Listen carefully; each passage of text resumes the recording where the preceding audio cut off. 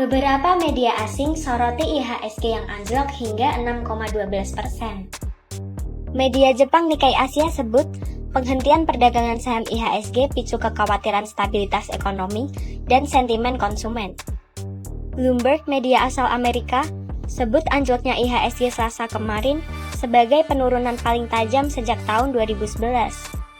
Media itu juga menyebut kalau investor asing telah menjual saham Indonesia senilai 1,6 miliar dolar Amerika Serikat atau setara dengan 26,4 triliun pada kuartal ini.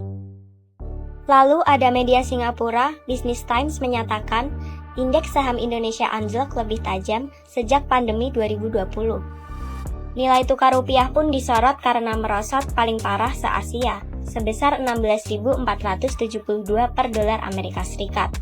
Rupiah pun disebut menjadi salah satu mata uang terburuk di Asia pada 2025. Kalau dibiarin, nilai tukar rupiah diprediksi nyentuh angka 17.000 terhadap dolar Amerika Serikat di akhir tahun ini. Media Malaysia, DH, juga ikut beritain IHSG. Pembangunan IKN katanya bikin investor khawatir dan berefek ke penurunan saham. Investor juga khawatir soal isu Sri Mulyani mundur dari jabatannya sebagai Menteri Keuangan.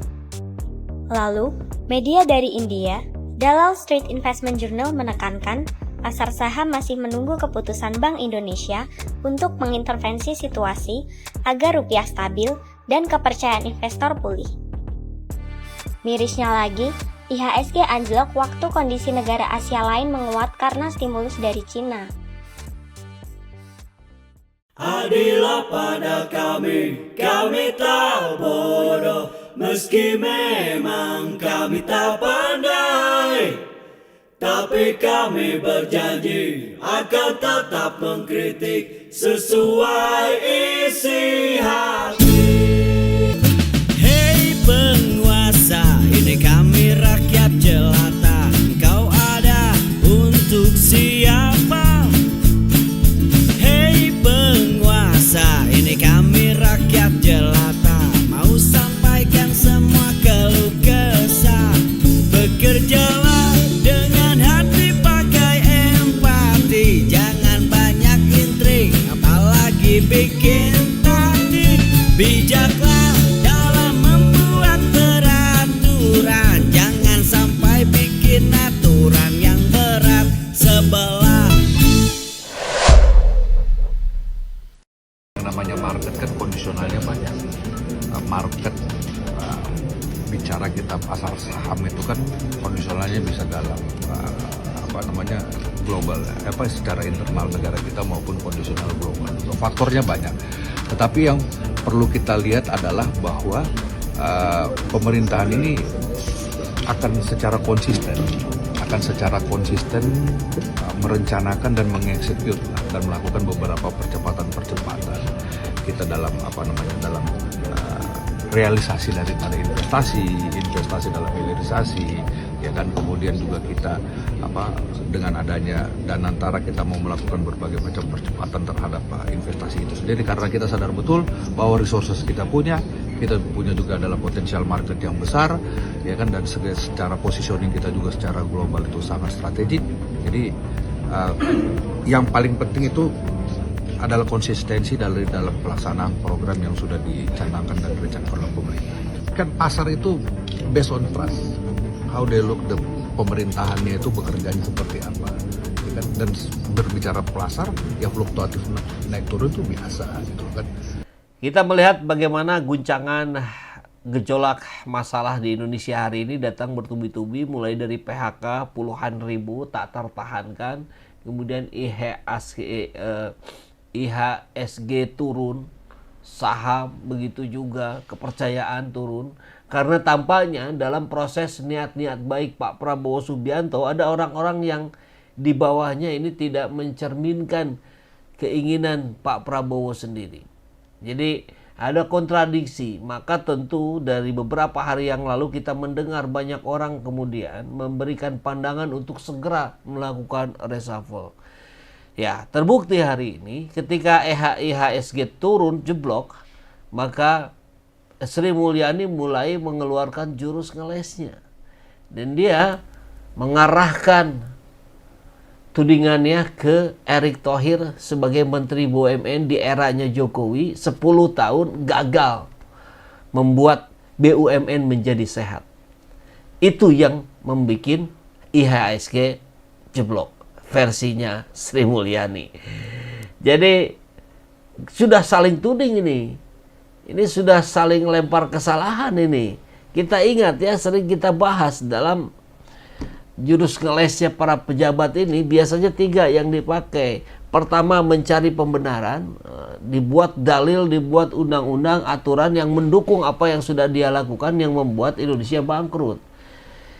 Yang kedua, melemparkan kesalahannya ke pihak lain. Nah, inilah yang sedang dilakukan oleh Sri Mulyani. Dilemparkanlah ini kesalahannya ke Menteri BUMN. Apa salah tudingan Sri Mulyani? Benar juga sih, tapi kan persoalan yang lebih besar adalah apa yang menjadi concern Indonesia 10 tahun terakhir, membangun hutang dan hutang. Kan itu soalnya. Dan operatornya adalah Sri Mulyani. Sekarang Pak Prabowo Subianto dipusingkan gimana cara bayarnya.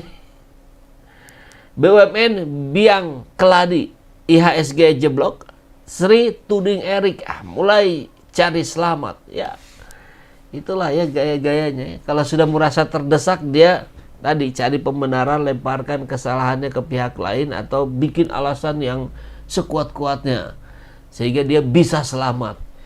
Bisa jadi Anda selamat di dunia, tapi tidak di akhirat. Kan begitu ya. Langsung saja kita lihat kabarnya dari Ermo. Sri Mulyani hadapi tantangan berat, IHSG tumbang 3,84% oleh Ade Mulyana. Menkyu Sri Mulyani tampak benar-benar sedang menghadapi tantangan serius. Di tengah rangkaian tekanan kinerja perekonomian global yang sedang mendera, kabar muram kembali datang dari sesi perdagangan saham di Jakarta. Laporan menyebutkan sesi perdagangan saham yang sempat dihentikan karena mengalami penurunan yang brutal. Saking brutalnya dihentikan. Luar biasa ya. Tapi akhirnya dibuka lagi ya. Sehingga 40 menitan menjelang penutupan sesi pagi. Sekarang naik lagi, tapi trennya tetap menurun. Nah, ini yang mengerikan buat kita semua. Situasi kesuraman IHSG semakin serius karena terjadi di tengah kinerja positif bursa saham global dan Asia pagi ini. Laporan yang beredar menyebutkan pelaku pasar di Asia yang mencoba melanjutkan sentimen positif dari optimisme di bursa Wall Street dalam menutup sesi awal pekan. Kinerja indeks di seluruh Asia bahkan kompak menjejak zona hijau, kecuali Indonesia. Ada apa ini? Tapi kemudian ya kalau kita lihat trennya kan di sini kita lihat nih, ini turun terus. Kalaupun sempat naik sedikit, besoknya turun lagi dan seterusnya. Nah, ini yang mulai ini mengerikannya nih. Sri Mulyani sentil kerja BUMN, buntut IHSG jeblok. Siap-siap dilemparin kesalahan ke pihak lain. Menteri piaraan Jokowi mulai saling hantam. Sudah mulai pecah? Ya, saya kira ini sudah terjadi ya. Perpecahan di antara 17 menterinya Jokowi sudah mulai nampak ke ruang publik dan ya kayaknya benar juga walaupun dibantah ya. Setelah lebaran nih mau ada reshuffle orang-orangnya Jokowi. Amin, mudah-mudahan. Biar benar gitu loh, biar kinerja Prabowo ini tidak diganggu gitu. Teori baru perpolitikan Indonesia, para pelaku nyimpang cawe-cawe mendukung penerusnya untuk menutupi dosa-dosanya agar terlindungi. Oh gitu ya. Jadi dia cari penggantinya yang bisa melindungi kesalahannya. Wah, astagfirullah. Mohon maaf, kita langsung simak ya. Pergerakan saham tidak hanya dipengaruhi dinamika internasional, melainkan juga internal. Menteri Sri Mulyani bahkan menyebut pengelolaan BUMN punya andil besar dalam pergerakan saham.